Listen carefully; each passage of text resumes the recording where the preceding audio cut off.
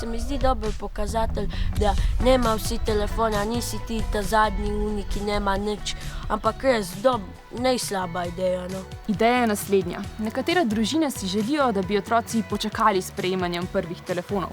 Ko se starši in otroci o tem uspešno dogovorijo, se lahko označijo še na tej spletni strani, kjer si lahko na to ogledaš, koliko drugih družin se je zavezalo k tej pobudi. Sem dobila od mojega brata star telefon, ko sem bila tako 7 ali pa 8 let stara. V 3. razredu. Moja starša ne živi ta Skype. Vsak dan moram klicati mojega ate, da se lahko pogovarjava in tako. Tak, če bi rabil med, bi bilo zelo težko se navaditi na njega.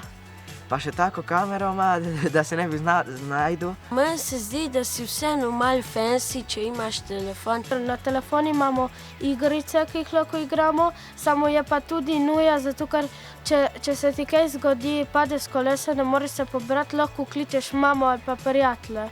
Tako je na pomoč, bi jaz rekla, no. Luksus.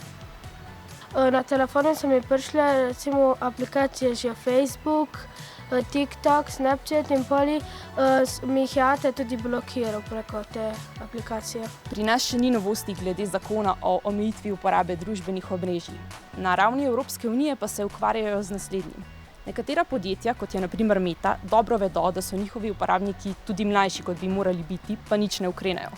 Evropska unija se je zato odločila ustvariti aplikacijo, kjer se bomo vpisali z osebnim dokumentom in potrdili svojo starost.